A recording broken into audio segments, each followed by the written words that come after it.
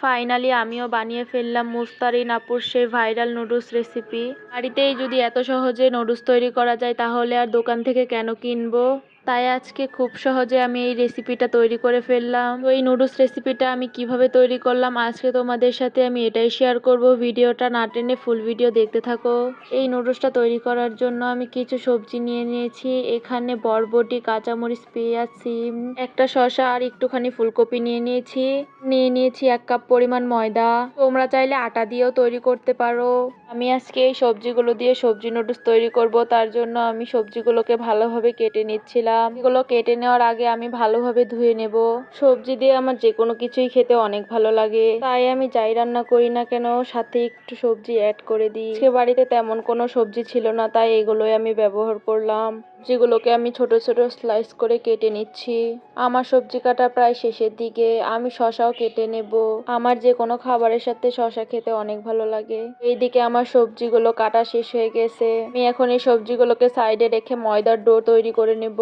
ময়দার ব্যাটারটা তৈরি করার জন্য আমি এখানে কিছু পরিমাণ ময়দা নিয়ে নিচ্ছি। এর মধ্যে আমি সয়াবিন তেল অ্যাড করে দেব। তারপরে আমি এই ময়দার মধ্যে কিছু পরিমাণ লবণ দিয়ে দিব। তোমরা তোমাদের স্বাদ মতো দিয়ে নিবে। লবণ দিয়ে দেওয়ার পর আমি ময়দাটাকে ভালোভাবে মিক্স করে নেব। ভালোভাবে মিক্স করে নিতে হবে যাতে ময়দার সাথে তেলটা ভালোভাবে মিক্স হয়। তারপর এর মধ্যে আমি কিছু পরিমাণ পানি দিয়ে নেব। এই নুডলসের ব্যাটারটা তৈরি করার জন্য ব্যাটারটা অনেকটা পরিমাণ পাতলা করে নিতে হয়, তাই আমি অল্প অল্প করে পানি দিয়ে ভালোভাবে ব্যাটারটা তৈরি করে নেব। ভালোভাবে পানি মিক্স করে আমি ব্যাটারটাকে অনেকটা পরিমাণ পাতলা করে নিয়েছি। আমার ময়দার ব্যাটারটা প্রায় তৈরি করা কমপ্লিট হয়ে গেছে। এই ময়দার ব্যাটারটাকে এখন আমি একটা বোতলের মধ্যে ভালোভাবে ভরে নেব। নুডলসটা আমি বোতলের সাহায্যে তৈরি করব, তার জন্য আমি একটা বোতল নিয়ে নিয়েছি। এখন আমি এই ময়দার ব্যাটারগুলো ভালোভাবে বোতলের মধ্যে ভরে নেব, তারপর নুডলস তৈরি করব। তো এইদিকে আমি বোতলে ছাপাটা ছিদ্র করে নেওয়ার জন্য একটা প্লাস আর তার কাটা নিয়ে নিয়েছি। এইটা দিয়ে আমি বোতলের ছাপাটা ছিদ্র করে নেব। তো এই তো আমার বোতলের ছাপাটা ছিদ্র করা হয়ে গেছে। এখন আমি এটা দিয়ে নুডলস তৈরি করে নেব। নুডলস তৈরি করার জন্য আমি কড়াইতে ভালোভাবে তেল ব্রাশ করে নিচ্ছিলাম। কড়াইতে তেল মাখানোর জন্য আমি একটা ছোট্ট কাপড় ইউজ করেছি। তোমরা চাইলে তেল ব্রাশ করার ব্রাশও ইউজ করতে পারো। তো এখন আমি নুডলসটা তৈরি করে নেব। এর জন্য আমি বোতলটাকে ঘুরিয়ে ঘুরিয়ে কয়েলের শেপ দিয়ে নিচ্ছিলাম। এইরকম শেপ দিয়ে আমি নুডলসগুলো তৈরি করে নেব। প্রথমে আমার নুডলসগুলো তেমন ভালোভাবে হচ্ছিল না, কিন্তু অনেকক্ষণ চেষ্টা করার পরে আমি ফাইনালি ভালোভাবে নুডলসগুলো তৈরি করতে পেরেছি। এই নুডলসগুলো বাড়িতে তৈরি করার কারণে একটু মোটা মোটা হয়। ফার্স্টে আমার বোতলের মুখখার ছিদ্রটা ভালোভাবে হয়নি দেখে একটু বেশি মোটা হয়েছিল, কিন্তু পরে আমি ভালোভাবে নুডলসগুলো তৈরি করে নিতে পেরেছি। এই নুডলসগুলো একদম চ্যাপ্টা চ্যাপ্টা হয়। আমার কাছে তো দেখতে অনেকটাই ভালো লাগছিল। প্রত্যেকটা নুডলসকে আমি কয়েল বা জিলাপি শেপে আমি তৈরি করে নিয়েছি। আমার নুডলস তৈরি করা প্রায় শেষ। এখন আমি এটাকে রান্না করে নেব। রান্না করার জন্য আমি কড়াইতে একটু তেল, পেঁয়াজ আর কাঁচামরিচ দিয়ে ভালোভাবে ভেজে নিচ্ছি। এই পেঁয়াজগুলোকে আমি ভালোভাবে গোল্ডেন করে ভেজে নেব। আর নুডলসের স্বাদ বাড়ানোর জন্য আমি এর মধ্যে কিছু নুডলসের মশলা দিয়ে নেব।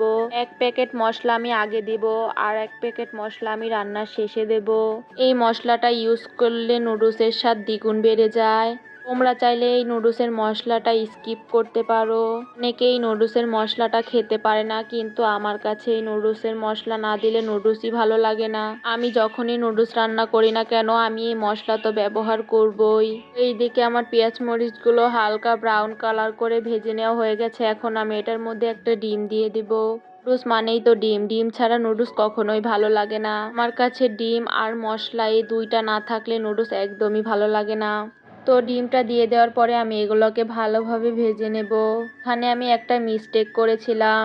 আমার ডিমটা আলাদা ইউজ করার দরকার ছিল। পেঁয়াজ মরিচের সাথে দিয়ে দেওয়ার কারণে ডিমটা অনেকটা শক্ত হয়ে গেছিল। তোমরা চাইলে ডিমটাকে আলাদা করে ভেজে তারপরে অ্যাড করে দিতে পারো। ডিমটাকে ভালো করে ভেজে নেওয়ার পর এর মধ্যে আমি সবজিগুলো অ্যাড করে দেব। তোমরা চাইলে সবজিগুলোকে হালকা একটু লবণ দিয়ে পানি দিয়ে সিদ্ধ করে নিতে পারো। ওইটা খেতে আরো অনেক বেশি ভালো লাগে। তো আমি ওইভাবে না করে সবজিগুলোকে ফ্রাই করে নিলাম। সবজিগুলো ভালোভাবে ফ্রাই করা হয়ে গেলে এর মধ্যে আমি নুডলসগুলো দিয়ে দেব। এই নুডলসটা তৈরি করার পর অনেকটা ঝরঝরা হয়েছিল, আর দেখে বোঝাই যাচ্ছিল না যে এগুলো বাড়িতে তৈরি করা নুডলস। তো এই ভেজে নেওয়া সবজির মধ্যে আমি নুডলসগুলোকে দিয়ে নুডলসগুলো ভালোভাবে ভেজে নেব। নুডলসগুলো আমার কাছে একদম দোকানে কেনা নুডলস নুডলসের মতো লাগছিল। তো এইদিকে আমি নুডলসগুলোকে ভালোভাবে সবজির সাথে মিক্স করে নিচ্ছিলাম। সবজি দিয়ে নুডলস রান্না করে খেলে অন্যরকমই একটা টেস্ট লাগে। তো এই নুডলসের টেস্ট বাড়ানোর জন্য আমি আগে রেখে দেওয়া আরেক প্যাকেট নুডলসের মশলাটা এটার মধ্যে ইউজ করব। তারপর ইউজ করব কিছু পরিমাণ টমেটো সস। আমি এখানে প্যাকেটের সসটা ব্যবহার করেছি। তোমরা চাইলে আরো অনেক ধরনের সস ইউজ করতে পারো। সস দিলে নুডলসের স্বাদটা অনেকটা বেড়ে যায়। তো এই তো আমার নুডলসটা রান্না করা প্রায় কমপ্লিট হয়ে গেছে। অনেকটা লোভনীয় লাগছিল নুডলসটা। তো এর উপরে আমি কিছু পরিমাণ শসা কুচিও অ্যাড করে দিলাম। শসা দিয়ে নুডলস খেতে অনেকটা ভালো লাগে। তাছাড়া শসার সাথে যে কোনো খাবারই অনেকটা ভালো লাগে। তো এইদিকে আমার নুডলস রান্না করার পরে সাথে সাথে আমার আয়াত বুড়ি নুডলসটা টেস্ট করার জন্য নিয়ে নিয়েছে। আমি যাই রান্না করি না কেন আমি সবার আগে আমার মেয়েকে সেটা খেতে দিই। কিন্তু নুডলসটা অনেকটা ঝাল হওয়ার কারণে আমার মেয়ে তেমন খেতে পারেনি। কিন্তু তারপরেও ও বলছিল ওর কাছে নাকি অনেকটা ভালো লেগেছে। আমার কাছে ওই নুডলসটা খেতে অনেকটা ভালো লেগেছে। বোঝাই যায়নি যে এটা বাড়িতে তৈরি করা নুডলস। তোমরাও চাইলে এত সুস্বাদু একটা নুডলস বাড়িতে খুব কম খরচে তৈরি করে ফেলতে পারো। আর তাছাড়া এই নুডলসটা তৈরি করতে তেমন কোনো ঝামেলাও নেই। খুব অল্প সময়ের মধ্যে এই নুডলসটা তৈরি করে ফেলা যায়।